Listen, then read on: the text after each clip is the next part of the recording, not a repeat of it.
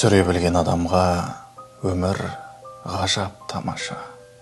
Біреу биік өмірде, ал біреу аласа.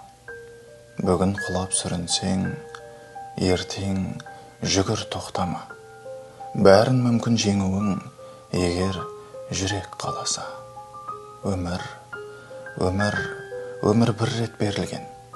Орын берсең жүрегіңнің төрінен, өмір деген өзгереді қаласаң, тек қадамды басу керек сеніммен.